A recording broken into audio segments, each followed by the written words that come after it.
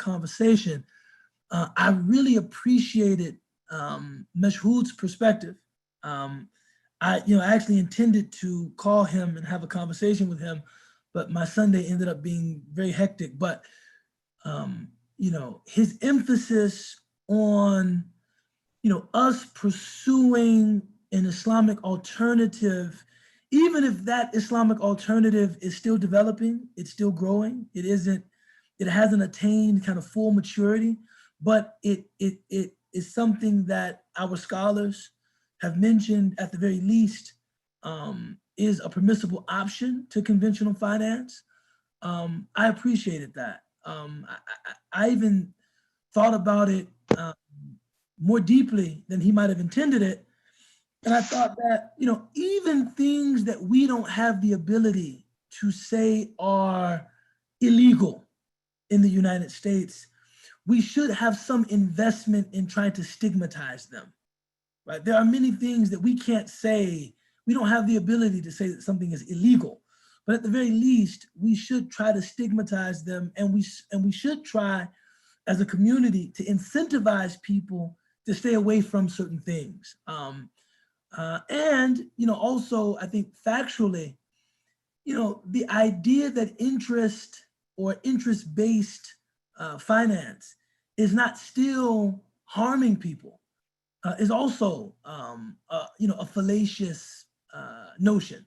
You have lots of people being driven into bankruptcy that have their lives, upended, by, access to subprime mortgages or lots of credit card debt or other kinds of, predatory lending. So I do think that in that, my brother's objection to my apparent kind of, look, this is America. I've heard scholars say in America, interest can be engaged both as a giver and taker, of interest. Even though that is true to what I heard, his reservations, his objection to that stance was a well-founded objection. I was even more, humbled when I learned that I had always assumed that he was a doctor, but he actually told me that he works in conventional finance. so it was even more humbling. So if anyone is entitled to an educated, informed opinion about the matter, then it is certainly him. Someone that works in the industry, works in the field. On the other side of that, I think that my knee-jerk kind of caution about those kinds of opinions is I don't like the idea that religious opinions that have socioeconomic impact are allowed to exist in this space as though they don't have that socioeconomic impact. Like, we're just talking about rulings here. Now we're talking about people attempting to escape generational poverty, many of them looking at home ownership as, a step toward, breaking that cycle of poverty.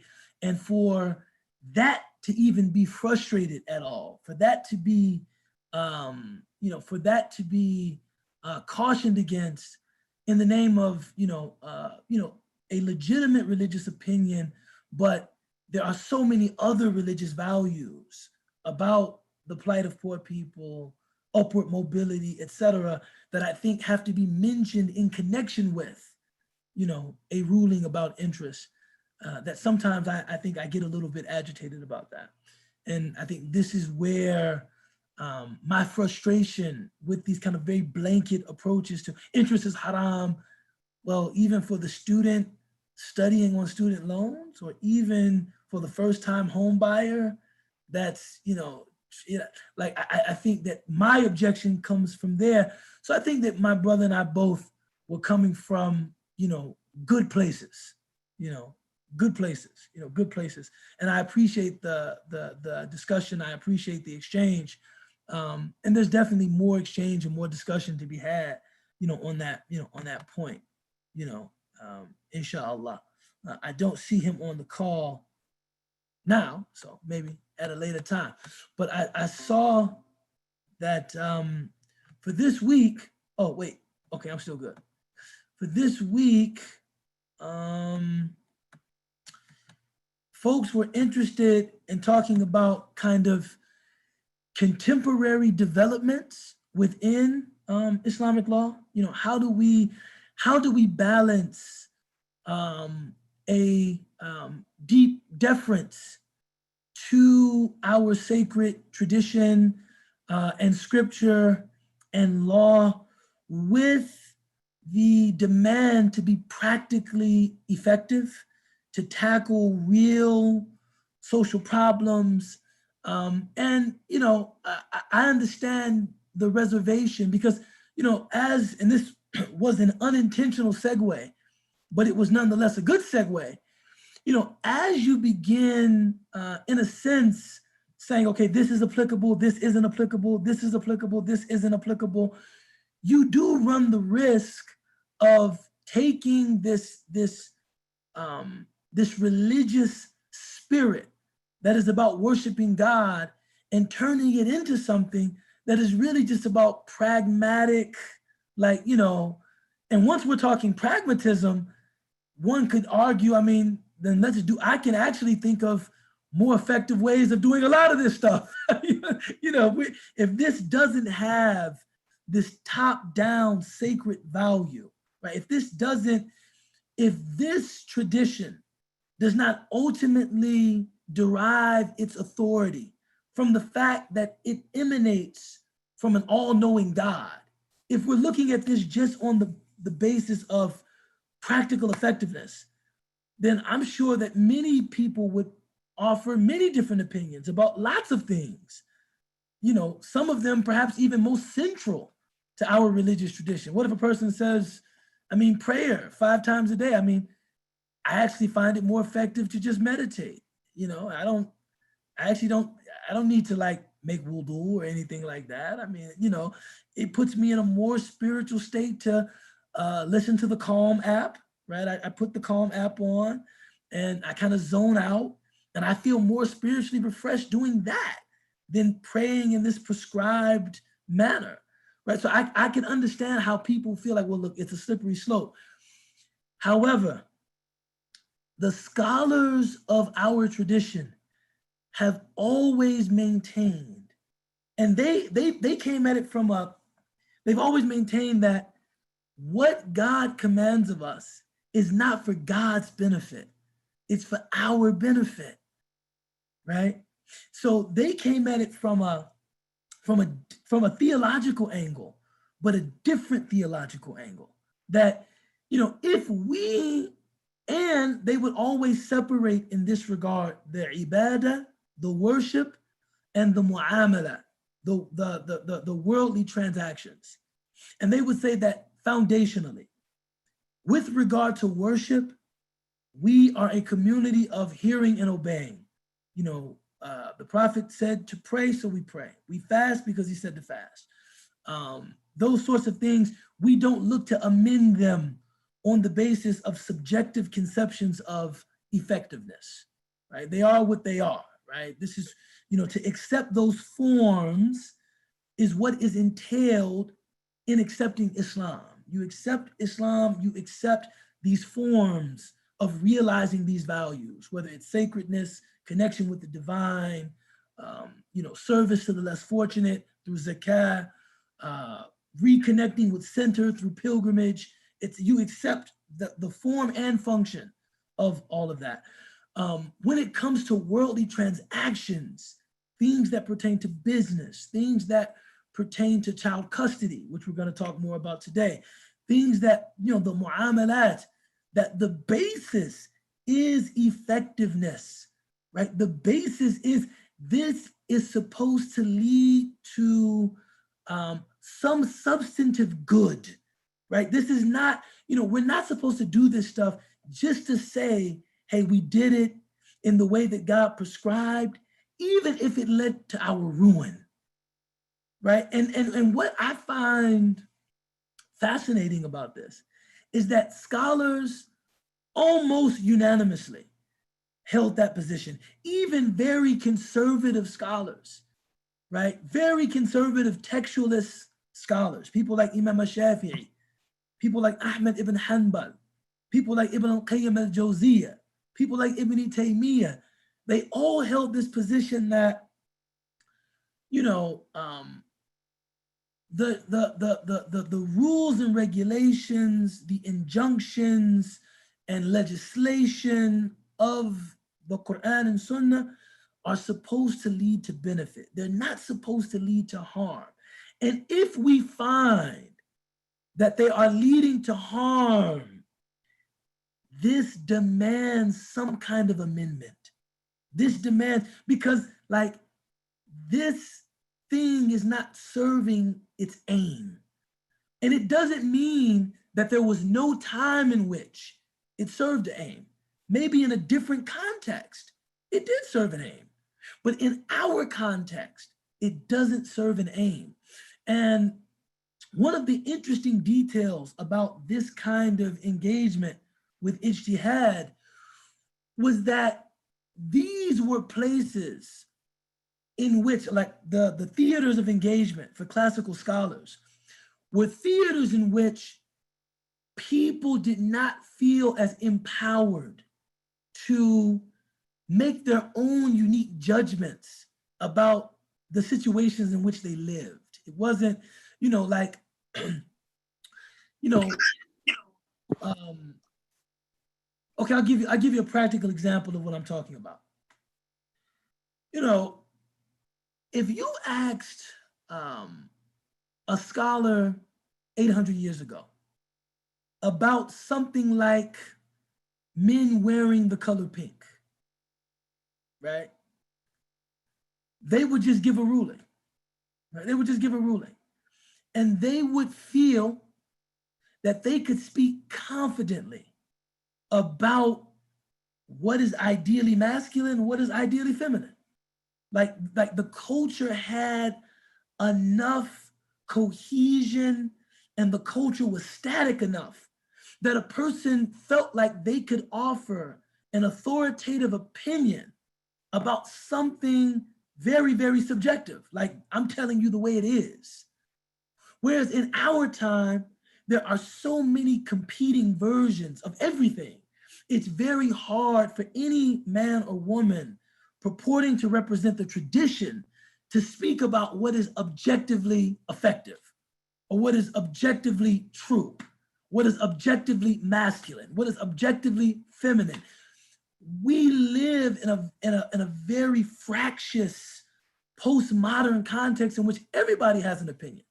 So the reason I use the clothes thing as my example is that the Prophet ﷺ generally forbade men from wearing women's clothes and women from wearing men's clothes, right?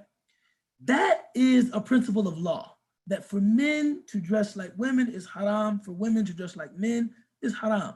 In terms of what factually constitutes dressing like a woman, this will change from place to place, context to context, right? You know, right? But we live in a time in which there is such multiplicity of opinion, diversity of ideas, that even in one context, you're bound to have an unquantifiable, you know, amount of opinions, right? So we are in a very challenging context in terms of us attempting to make those amendments to our Sharia that make sense to us, because it's like, well, make sense to whom, right? So it is, you know, Islamic legal, you know, review, renewal, restoration, very difficult in our time, because you end up with something that will only appeal to the logic of some micro community. It's never representative of the whole. So if we're going to talk about that kind of development, that kind of review of our Sharia, we have to grow comfortable with a multiplicity of opinions. There will be lots of opinions about all of this stuff, right? And we have to be okay with that. I think often we worry that that multiplicity of opinion will destroy our cohesion as a community. We won't be able to be together if there's not one right answer. So if you look at something like adoption, the Prophet ﷺ always spoke very highly of kafalatul yatim, being a caretaker of an orphan, right? This is for us an absolutely virtuous action. There's nothing objectionable about being a caretaker for an orphan.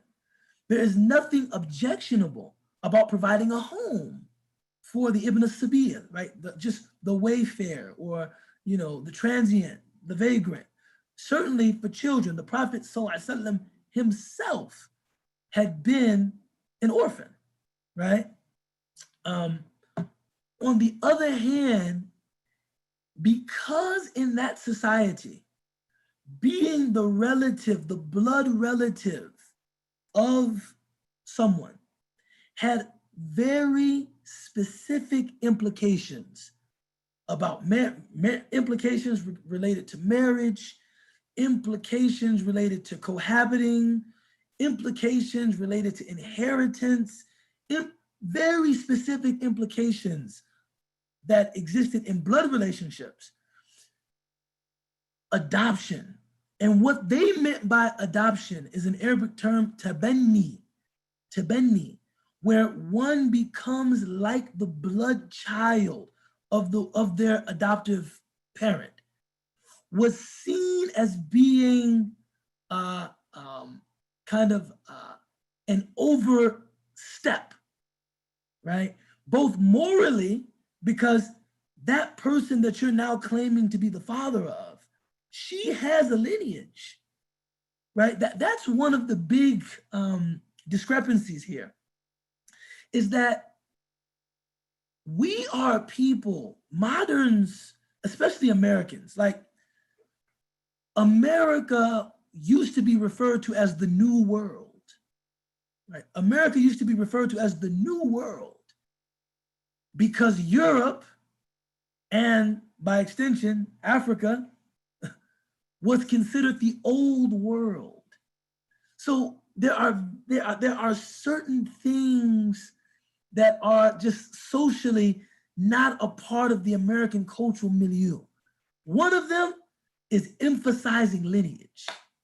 Even for white Americans, there isn't, if you talk to most white Americans and you ask them, where are you from? Only recently arrived immigrants really have a deep connection, right? In my experience, this is totally anecdotal. That, I'm Romanian, I'm French, I'm German, but people that have been in America for, generations, a lot of them just say white American, I was going to say, Sheikh, to be fair, and I was the one who submitted this topic. I think that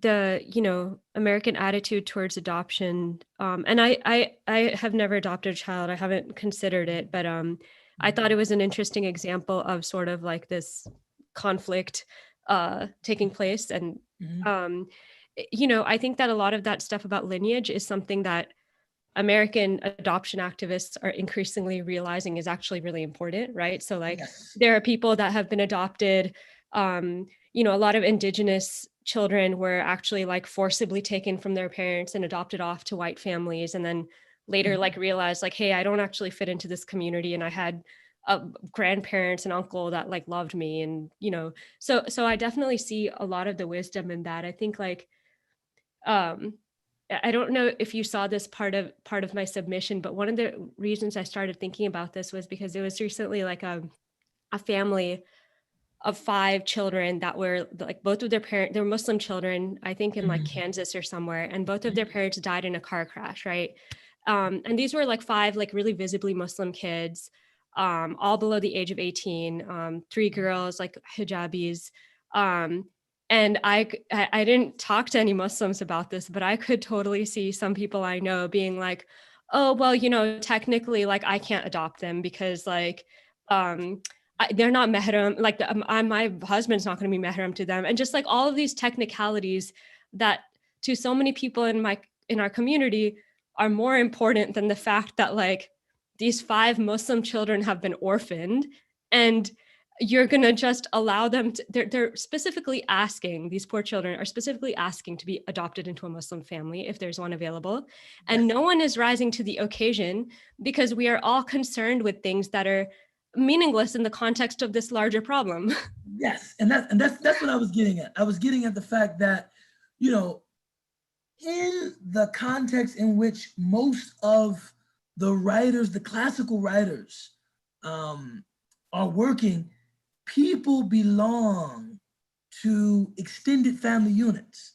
You know, tribal societies are kind of the assumed context, right? So that people who end up in those unfortunate circumstances will have people with whom they share blood relations to rely on in some way, right?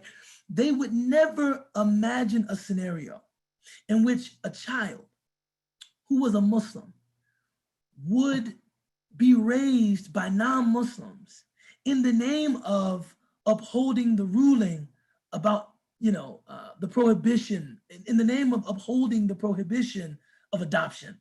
That would go against the maqsad, or the objective of hifd deen, preserving the religious integrity, which is for us the highest value of the Sharia, is to preserve the religious integrity of Muslims. Something like that would be a perfect example where it's like, we can't let these details, right? And the Sharia is important in its detailed expression, but we can't allow these singular, minute details to overrun our commitment to providing these Muslim children with a home in which their iman can grow and flourish, or at least have an opportunity to grow and flourish.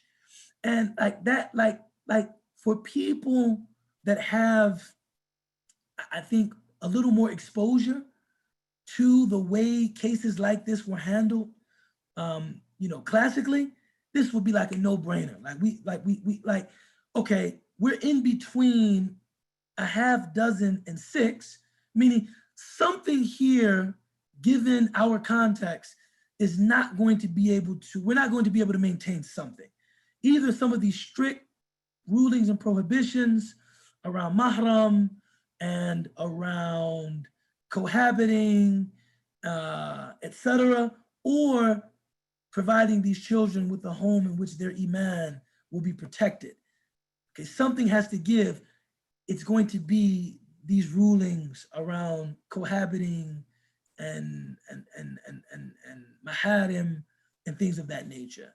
Would be the clear choice of any legal authority that I'm thinking of. I can't imagine anyone that would say, well, in order to uphold these rulings, it's worth it. What? It would be unthinkable. Right. That's unconscionable. We're talking about providing children with a home. So I've seen a lot of contemporary scholars say that, of course, adoption is preferable at the time where the mother is nursing.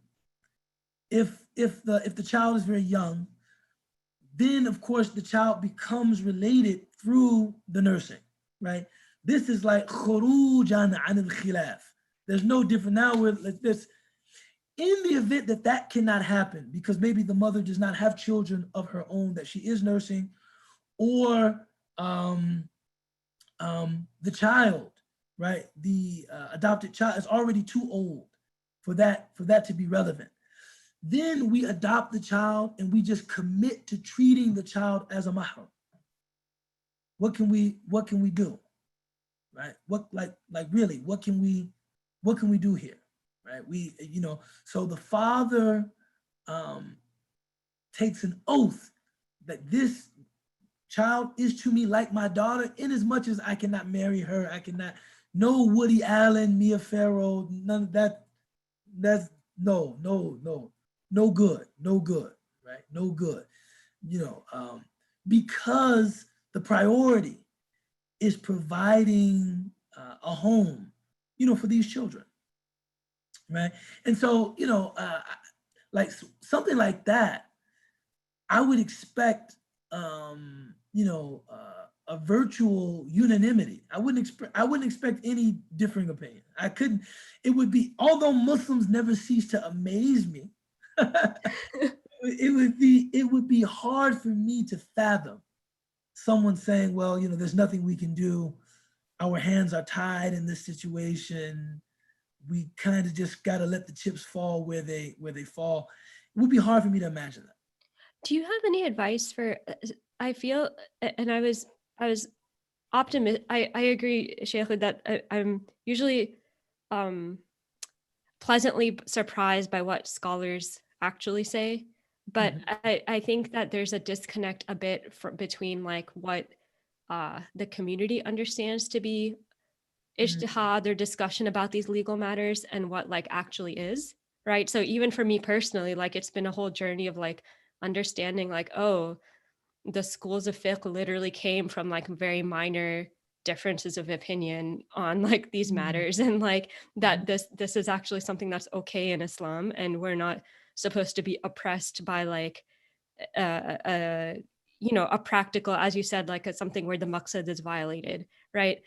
But I've had really bad experiences trying to discuss these things with members of the community, including my own family, right? So like one of my cousins adopted someone, and I remember just everyone that was a someone of religious knowledge in the family being like, well, technically that's haram. And like just but like I don't know if other people share this experience, but I have a lot of difficulty. I'm just surprised by how like uninformed people that aren't scholars are.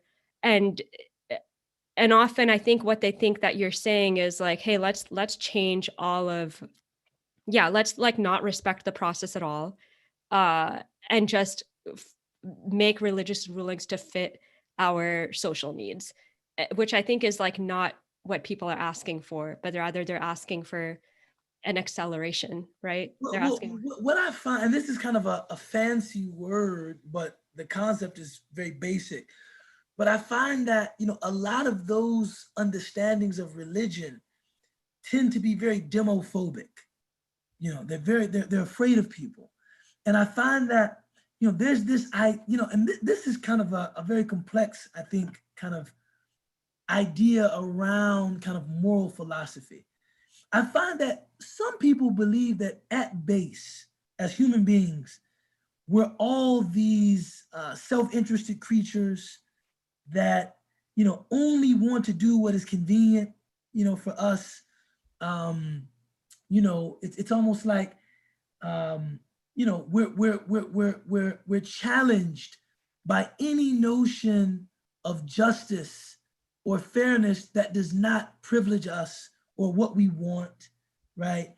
And for people who look at human beings that way, a strict adherence to the text is the only thing that protects against this inherent human proclivity toward dishonesty and a lack of integrity, right? And these are the same kinds of people that you hear lament about, like fatwa shopping, right? Fatwa, this idea that you're just looking for something that works for you, which entails what? You don't really want to sacrifice. You don't really desire to experience any hardship. You can't stand to be told that something you want is not okay. You can, and for me, it's like, no, actually, I'm not saying that's entirely untrue. Yeah, I think we all have that self-interested part of who we are that wants what we want, right? I was actually just telling my wife a bit ago that one of the best legal wisdoms any of my teachers ever shared with me is that at base, right, whenever you have a case that involves disputants, at base, all conceptions of justice are subjective. You know what I'm saying? And you know, at base, right? Which it speaks to why you need authoritative adjudication. Because at some point, you know, my idea of what's right is my idea of what's right, and your idea of what's right is your idea of what's right. So that's certainly a part of who we are. But I think there's also another part of who we are, right? Which is the part of us that wants devotion, wants commitment, wants integrity, is prepared for sacrifice, but believes that this idea of mine, in terms of my idea of what's right, will find support in God's law. That this is so clearly right, and I believe it, right? I believe it to be consistent with principles of justice and fairness and care and consideration and caretaking, in which I believe so deeply that I don't believe that God could oppose this. And I am looking for an explanation, or I'm looking for an opinion that suggests that I'm right. Right? Now, I basically said the same thing in two different ways. Right? But what I will say about that latter approach is that I don't think that that's an irreligious thing. Right? I don't think that it's like, oh, your religion is a religion of convenience. No, my religion is a religion of conviction. See, you know, like when I'm talking about something like riba, I'm saying, no, I have conviction. I don't believe that the law of God intends to make people generationally poor. I don't believe that, right? So I am looking for an opinion about the matter, or looking for an approach to the matter that addresses what I believe is just as much a priority as the avoidance of interest, which is creating the means through which poor people can have greater opportunity in their lives. That's important to me. That's important to me. Now, ultimately, my decision in terms of the position I take on the matter will probably come back to lots of istikhara, like, you know, prayer and reflection.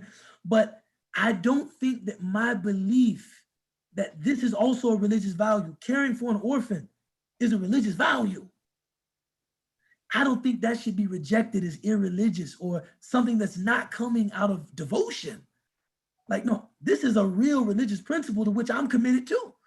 You're committed to the you know, our faithfulness to the upholding of the text, this particular text, right? About the prohibition of, you know, replacing someone's lineage, right? And the prohibition of cohabitation among people that are not maharim, right? You're committed to this. I'm committed to the principle of caretaking and being a caretaker to an orphan, human compassion, right? Are you going to say that what I'm committed to is not a religious value? Right.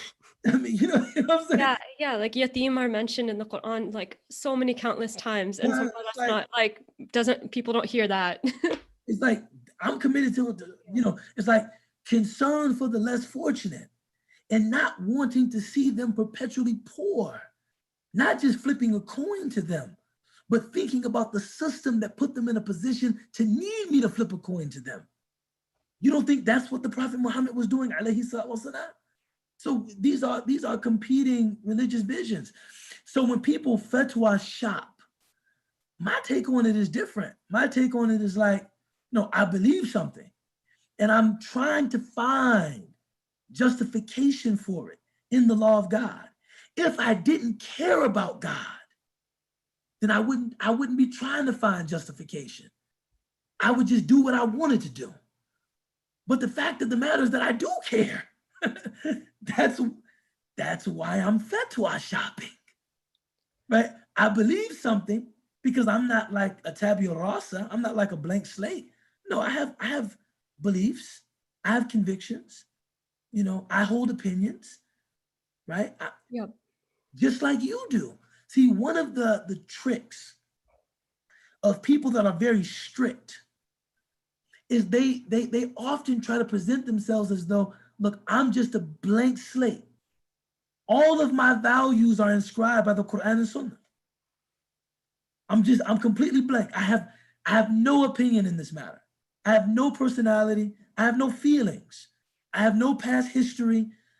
You know, there's not a single selective amplification or suppression. I am just sami'na wa ata'na. I just hear and I just obey. And it's like, what a lofty opinion you have of yourself. That you have none of this is subject. This is all just Quran wa Sunnah. Subhanallah. How privileged am I that I get to speak to one of the angels? I guess it's just my luck.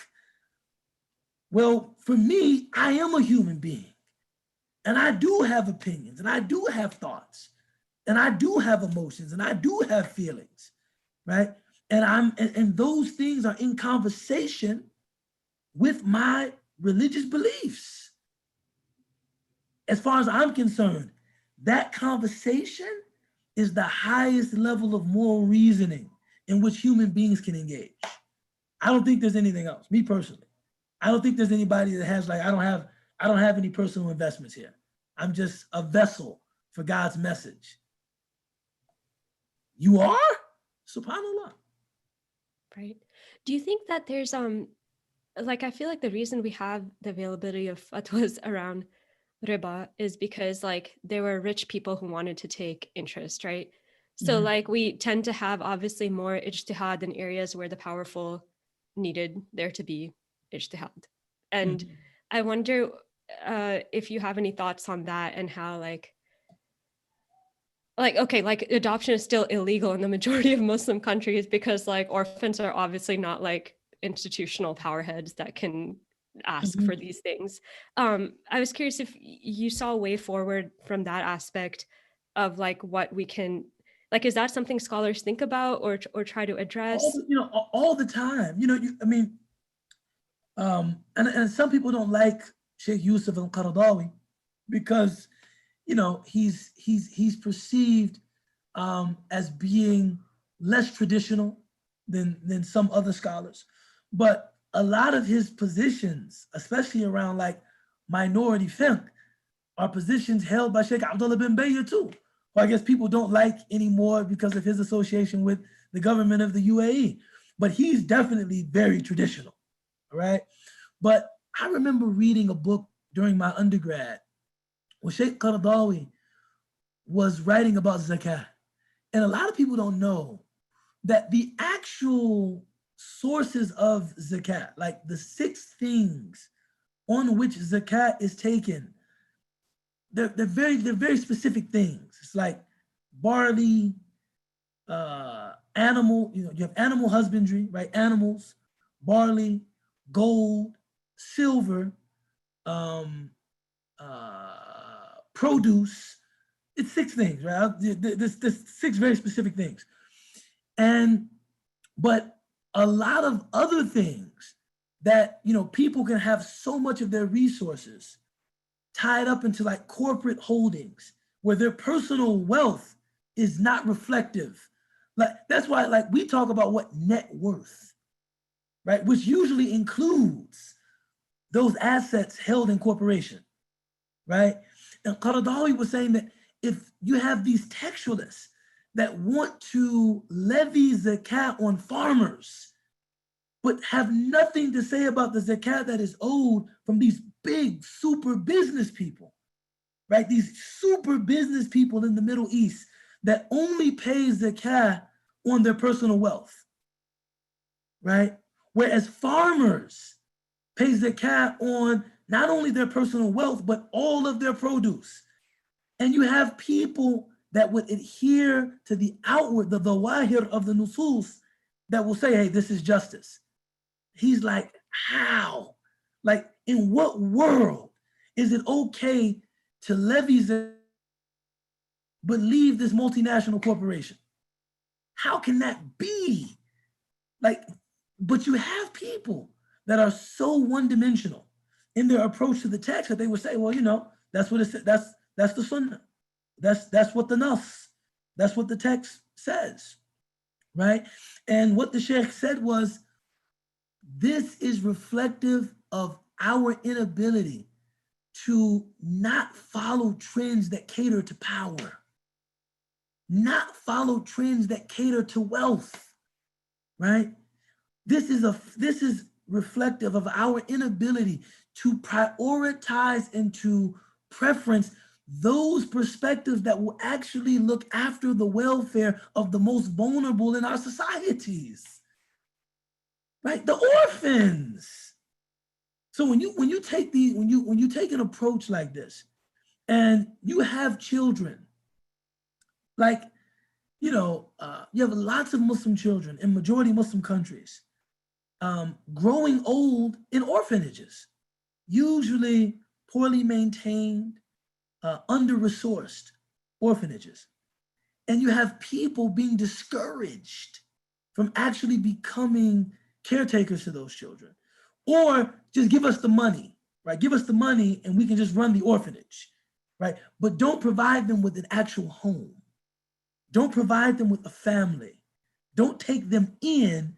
Just send us the money so that we can maintain them in this place, right? And this is the Islamic thing to do. And it's like, La ilaha illallah Muhammad Rasulullah. How it's unfortunate, right? Our one-dimensionality in that regard is just very unfortunate. And I think that, scholars owe it to the communities they serve to prioritize the vulnerable, to prioritize, Abu Bakr as-Siddiq radiallahu anhu, during his inaugural address, he said many very evocative statements, but the one that resonated with me most was that, for me, the least among you will be first, and those given the most among you will be last, right? So I think that, I think there has been some abdication of responsibility toward the poor and less fortunate, unfortunately, right? No pun intended. You know what I'm saying? I think, we have to come to terms with the fact that our societies are not nearly as cohesive as they used to be, right? We don't live in tribal societies, or even if we do, right? Because a lot of places in the majority Muslim world, tribe is still a big thing. The nuclear family has become the societal unit, right? Or maybe the nuclear family plus, like it's the nuclear family with the extended family. But it isn't a situation in which children that have lost their parents can just become the wards of the tribe and still feel great paternal, maternal support and warmth and kind of familial bonds and that kind of affection, which, by the way, these are things that are definitely a part of human beings growing into healthy adults, man. When you read those hadith of the Prophet ﷺ, that when one of you strokes the head of an orphan, you are given a reward for every hair upon their head. This isn't talking about money. This isn't saying, you get a reward for every morsel of food they eat. No, because in addition to lacking food and resources, that orphan doesn't have anybody to rub his head.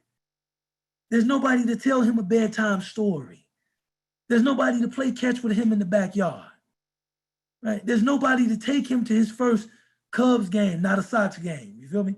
Go Cubs. You feel me? No, but there's nobody to do that for him, right? He doesn't have that. She doesn't have anybody to take her to some sporting event or to encourage her to run a marathon or to, help her to encounter womanhood, or to, celebrate her when she graduates, or she actually doesn't have people that do that sort of thing. So for people to like act as though none of that's important for an orphan, just money, food, shelter, clothing, this is kafala, right? This is caretaking. No, there's so much more to it than that, man. And you also have the societal reality that people feel like, monetary contribution is much easier to offer to someone with whom you have a real relationship. Giving to supporting someone poor in the abstract is much more difficult than supporting someone poor that you're in community with, someone in your family, right? Which is one of the reasons why a lot of these agencies, they actually encourage correspondence between the sponsor and the child, and because this all makes it real. The idea that there's some kid out there somewhere that needs my help. Yeah, I mean, the best of us will be inspired by that too. But when the person has a name, this is little Ubaydullah. This is Fahad. This is Ismail. Right? The coolest of all, this is JB. Right? This is somebody that I'm personally invested in. Your support of them, it flows much more freely. You know what I'm saying? So, yeah, I hope to see Muslims rethink this position on adoption. Now, I'm not, I'm not barring some of the concern about adoption, right? Replacing people's lineages, family lines getting mixed up, people that are related getting married, and things of this, things of this sort. But to me, those are all concerns that I think are more manageable than people that could have loving homes not having loving homes. And I say that as someone that grew up in a loving home. So I can speak to the great importance that should be given to that. Speaking personally, my mother and my father separated when I was very young, and then they eventually divorced. And when I asked my mom, why she did it, because when they divorced, my father really wasn't in the picture anymore. When they separated, he wasn't in the picture. That it was much more important for me to provide my children with a loving home than just, a home that had a mom and a dad, right? So these things are very important. Thank you so much for addressing that, Sheikh Abdul. Mashhood, I see you've joined the call. Salam alaikum.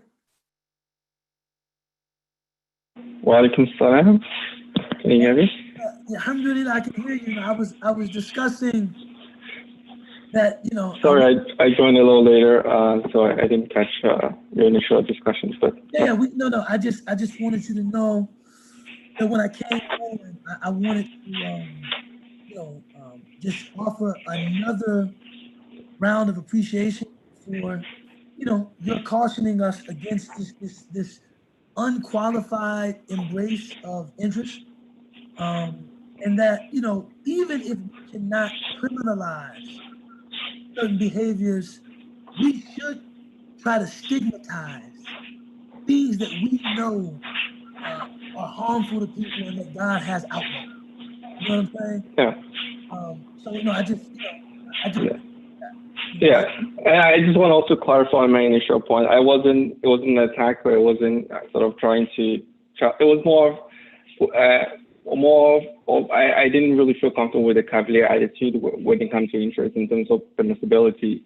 I know exceptions always exist in Islam, right? Exceptions exist in our conditions. If we're in a condition where we have to engage in something, or for example, if you have to eat pork and you have to eat and there's only available is pork, of course you have to eat it. But when the pork is available and chicken might be a little bit expensive, but if the pork is, and you have an option of a pork and a chicken, you should probably go with the chicken, despite the fact that the pork might be a little cheaper than that. So I was sort of trying to I was more uncomfortable with the cavalier attitude around it rather than, the exception, because exception does exist within regional tradition, right? Where something might be impermissible, but because of our condition, it might be, might be the best option that we can go with. But for me, when I see an option that is available, that is comparable, right? So we have an Islamic finance option that is available in Chicago, it's available in America, in many places.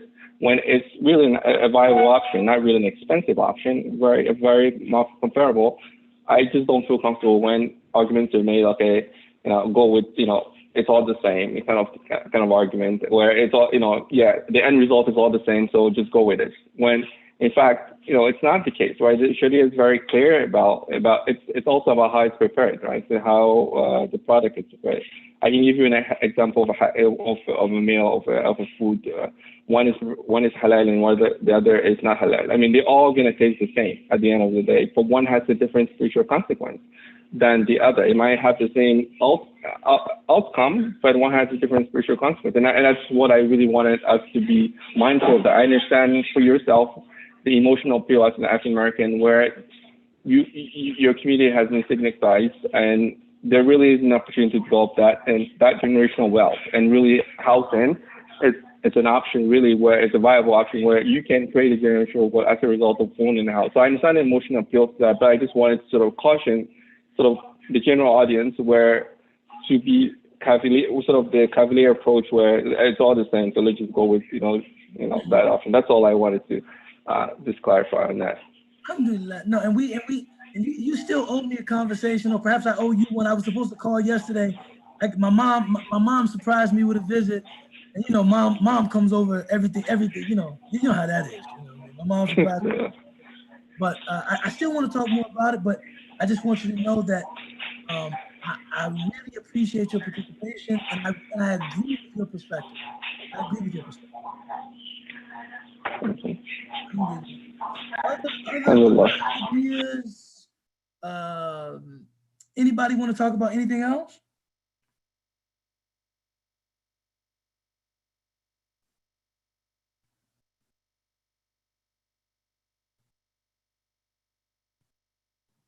Alhamdulillah.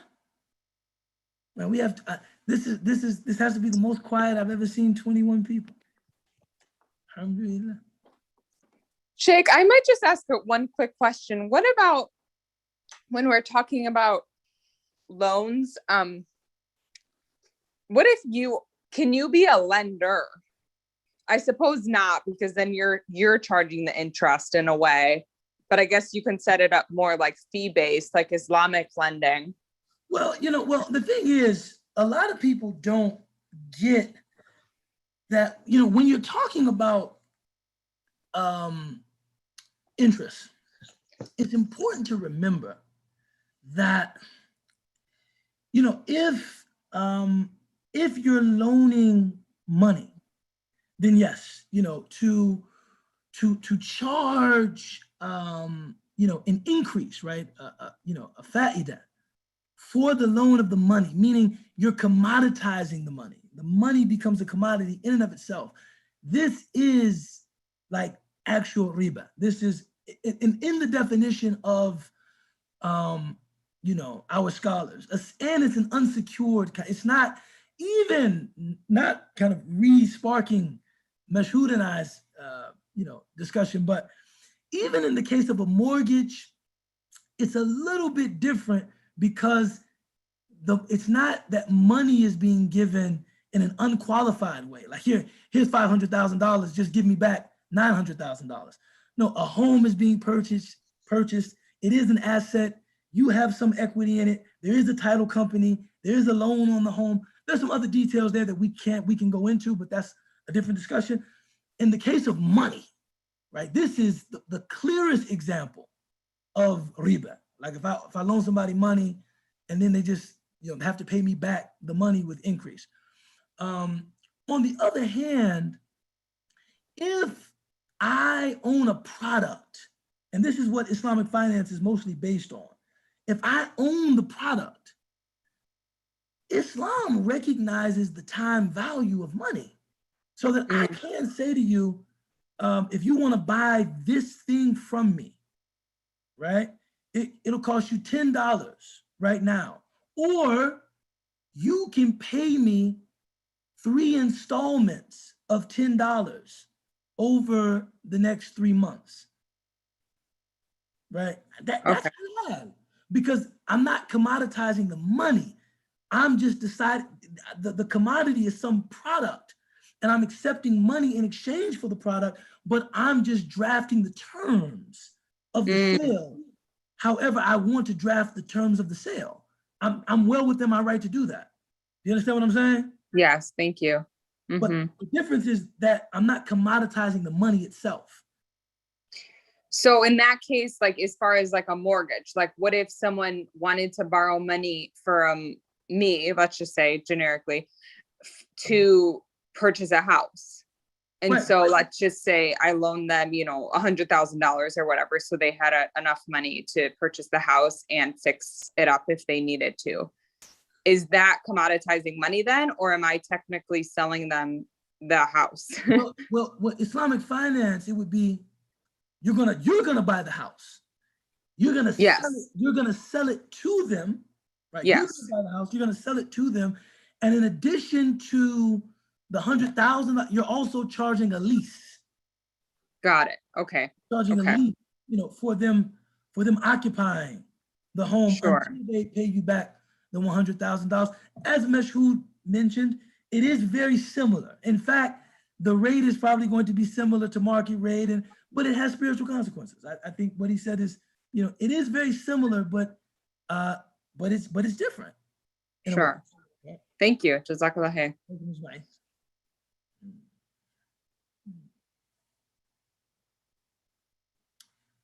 Other questions, ideas?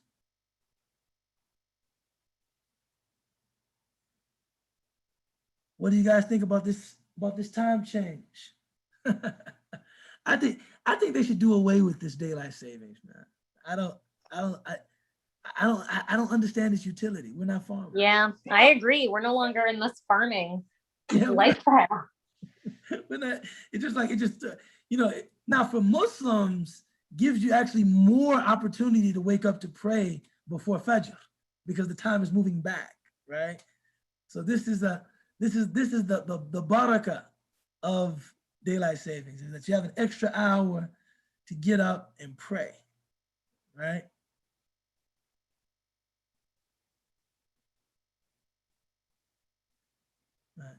And then the barakah of the, you know, you spring forward and fall back is the fasting days become shorter.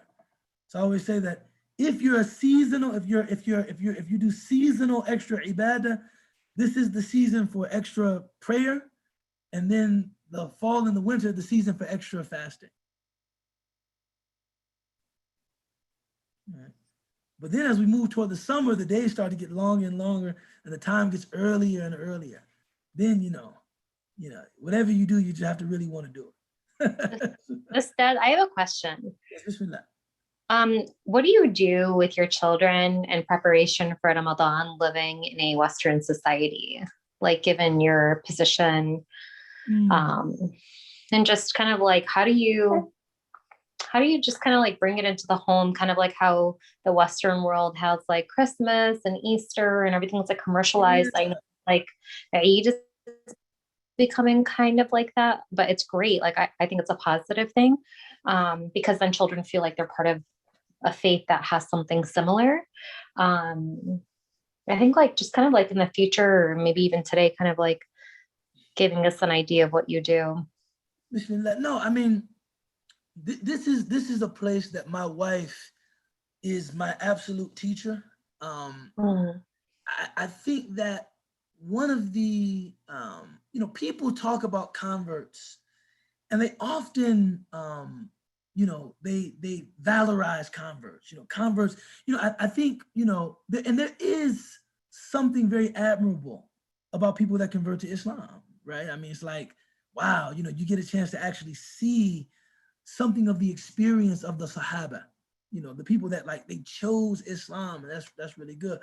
One of the downsides, though, to being a convert is that your religious expression is primarily and almost exclusively devotional. You don't, you develop a cultural connection to the religion much later.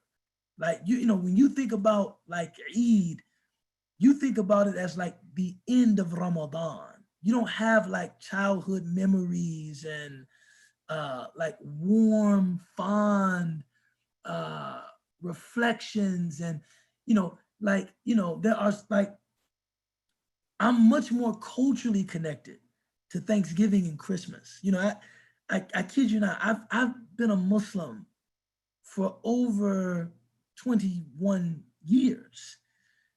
Every time Black Friday comes, even whether the weather is warm, whether it's snow on the ground, I start to feel different. It's like, I can't explain it. It's like, I'm Muslim, man. My aqidah is La ilaha illallah Muhammadur Rasulullah, right? But culturally, it's like it's almost like a circadian rhythm or something. Like, I can just feel it in my bones. And sure enough, you start to walk past homes and you smell sugar cookies and you see the lights and the decorations and the parades and all of those same holiday movies. And I think that it's very easy for a convert, in the case of Islam, to discount the importance of all of that. Like, oh, if you're committed to deen, you're committed out of this deep religious conviction. And you forget that, yes, we all strive to be committed out of that deep religious conviction. But what is, for those, the less convicted of us, what's keeping us in is often culture, right? Just this, like that's what, like people in this country that have no real connection to Christianity, what's even just keeping them in is these holidays, celebration, folklore. And now even that stuff is becoming more materialistic and more capitalistic. But, that's what's kind of keeping them in. And as long as they're in, they may at some point have this religious awakening. I see us making sure that Eid is festive, Ramadan is festive, decorating the home, right? With, my wife knows I'm very particular about my home, like its feng shui, the way that it flows, the way that it feels, its character. So the last thing I want to see is some lights going up the rail of my staircase. Like, what is that? But as soon as the announcement for Ramadan happens, look, Ubayd, I know these lights are probably not what you want to see here. But for my children, they have to feel that this is a special time of year. We have to decorate the home. We have to put up lights. We have to have family activities. We have to do things together. We have to have family outings. We have to connect with other families. We have to give splendid gifts. We have to wrap them. We have to have them rushing down the stairs with eager anticipation on the morning of Eid. All of this will be, it's like you're thinking about the core of their religious devotion, right? Memorizing Quran, studying the shama'il of the Prophet, studying the personal characteristics of the Prophet ﷺ, reading the seerah, learning Arabic. That's the core.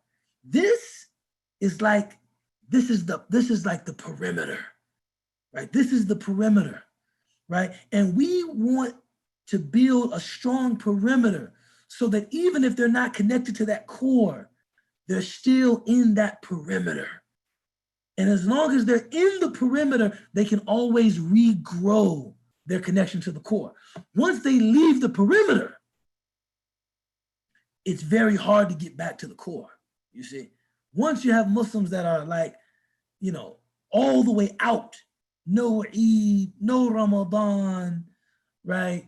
No fanus, they're not even culturally Muslim. It's very hard for them to become Muslim by conviction and devotion when they're not even culturally Muslim anymore. So we want to build the kind of very strong Muslim culture so that, okay, this will keep you in, And then our goal is for you to always get to the center. So I say, go all the way as festive and as big as you can for your children, making it just fun, just enjoyable, mixed with substantive value, telling the stories of the prophets, or, I mean, I know your husband, who's, mashallah, very well-spoken man. So, storytelling, about the stories of the Quran, one every night, and intentionally making it exciting, or, something with, sock puppets, and story of Noah one night, the story of Yusuf another, something that becomes like, this is a family tradition. We do this every Ramadan. We do this every Eid. Yeah, no, I appreciate the ideas. And I think it's just kind of hard because like growing up in an Arab household, like those are things that like we didn't really do, like I just associate like Ramadan with fasting, going for tarawih prayer, and celebrating Eid like through just like, food and sweets and dates and like visiting family, or like going to something like Cedar Point. Do you know what I mean? So I just want to like do things a little bit differently for my son, now that I'm a parent, and I just want to know like what other parents are doing. Yeah, just trying to make it. I mean, sometimes it's like, just think fun. I want this to be a time of year that you really look forward to. Where, it's almost like, I think about the hadith of the Prophet ﷺ. This is in Sahih al-Bukhari. So this is an authentic hadith. Aisha is playing with the tambourine. It's Eid, playing with the tambourine. And Sayyidina Abu Bakr, her father, walks in and sees her playing with this tambourine. And he says, a musical instrument in the house of the Prophet sallallahu alaihi wasallam? Like, young lady, have you gone mad? And the Prophet emerges from the back of the house and he says, yeah, Abu Bakr, lighten up. These are the days of Eid, right? We didn't expect this from you, right? Because given Abu Bakr's very sweet, easy demeanor, nor do we want this from you. Saying like this is a time when we're supposed to be more relaxed than we normally are. We're supposed to be, like, I want my children to say, Dad was at his most permissive. If you wanted to ask him for anything during Ramadan, you could probably get it. Stuff that he would normally say, are you crazy, boy? In the Ramadan, you might have a chance. Yeah, I want him to, look, Ramadan, this is when you go for your big ask. Eid, that's when you go for your biggest, that's when you go for it. Like, you want them to have those memories, because I have those memories. Like Christmas, oh man, that's when you go for your big ask from my mom. That's what I remember. This is when she was at her easiest, the atmosphere of the house was not tense. It was just, things were easy, and I hope that we can replicate some of that for my children. That Eid was a time when things were easy, I have time to kind of drill that discipline into you. And there's a baseline of discipline that we must maintain. Like we still have to pray, right? We still have to pray, certain things that we don't drink, we don't eat, we don't drink. But other than that, I'm gonna let you hang out. I'm gonna let you have a good time, right? These are the days of Eid. I'm gonna let you hang loose. And you're gonna see me hang loose, right? And show you how I have a good time, because these are the days of Eid, right? Certain foods that are very special. This might be the only, like on Eid, my wife will sometimes even let the kids eat ice cream for breakfast. See, we don't do it every day, but today you can have ice cream for breakfast. Jenny's, gooey butter cake, breaking the bank on ice cream, Yeah. Oh, Just a small thing to add, Assalamu alaikum. I think with ideas, I think it's great because, I mean, I don't have kids, but I work with a lot of parents, but I hear about a lot of ideas they do during Ramadan, like, the calendar. So every day they'll have, they'll put something in the calendar. It could be something funny, like depending on the age of the kids, like a riddle, something funny they need to do, but also a sunnah for them to practice, but it also teaches kids how broad this concept of sunnah is. Like even, okay, if you have a pet, feeding the pet treats, you know, there's sunnah in that, planting a tree. So just really diversifying and showing how not compartmentalized faith is from our life and how easy it is. And just something small for, of course, for younger kids, like doing a gingerbread masjid and, you know, making their own little prayer beads. So just kind of mixing art, crafts, you know, Yeah, just treasure hunts. you know, it's almost like we have to learn the boundaries of our religion so that we don't go outside those boundaries, and then just be fun. You know, it's like, sometimes it's like, okay, so Islamically, how can we be fun? It's like, that's not the question. The question is, Islamically, what are we forbidden from doing? Okay, what can't we do here? Okay, we can't do that. So no alcohol. Okay, got that. I got that part. Right? Inside of everything that we can do, let's just have a good time. Right? Yeah. I appreciate it. Thanks, Summer. Thanks, Ustad Ubayd. I appreciate it. Alhamdulillah. Alhamdulillah. Do we have any last takers?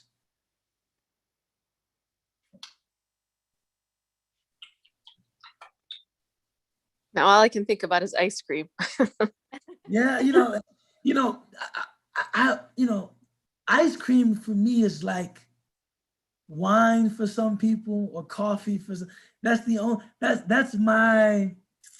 I love ice cream, man, and I recently I've decided to slow down eating it because it contains so much sugar.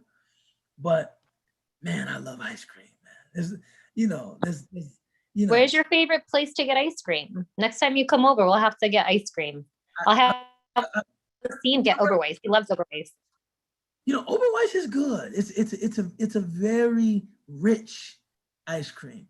It is so heavy. Yeah, it's very, very rich. Oberweis is a very good ice cream. You can tell they're using like some heavy cream.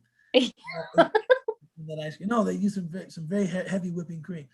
But no, and you can tell that the air content of Oberweis is not as fluffy. They're not using as much air. You know, the texture or consistency of ice cream is affected by like how much air they use. I didn't know that. They make it.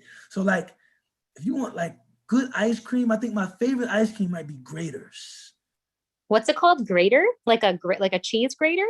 It's called Grater's ice cream. It's actually based in Cincinnati, but they have one location in Chicagoland up in like Wilmette or like Winnetka or something like that. It's right there on Sheridan.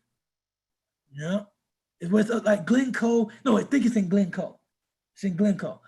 You know, sometimes I would drive up all the way just to get me a scoop of blackberry chocolate chip ice cream.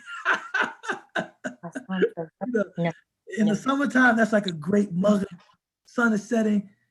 Drive up the lakeshore drive up to the North Shore. Those beautiful scenic environs. Then you get up, get you a scoop of ice cream, eat it outside the car, and go back home a happy man. Yeah, I'll have to try that. I've never been. Alhamdulillah, no, Grater's is very good. And then my old school, you know, my mother is an ice cream lover, and she loves Haagen-Dazs, right? Oh yeah, that stuff is good. Even now with you know, Ben and Jerry's, and Jenny's, and Talenti, Haagen-Dazs just has a special place in my heart. You know, vanilla Swiss almond, butter pecan, Haagen-Dazs peanut butter chocolate, caramel cone. You know, these are all flavors that they take me somewhere, man. Have you ever tried the Rocky Road? After I found out I couldn't eat the marshmallows, I was so upset. That was like my favorite. I never tried it because I was afraid of the Rocky. Well, before I was Muslim, I used to eat the Rocky Road. Well, I don't want to tell you how good it is. now you have the Sirat al-Mustaqim road. I have the Rocky Road, I have the Sirat al-Mustaqim road. But look, I'm making people hungry with all this ice cream talk. We'll get back to this, inshallah. Bismillah ar-Rahman ar-Rahim al-Asr. إن الإنسان لفي خسر إلا الذين آمنوا وعملوا الصالحات وتواصوا بالحق وتواصوا بالصبر آمين يا رب العالمين.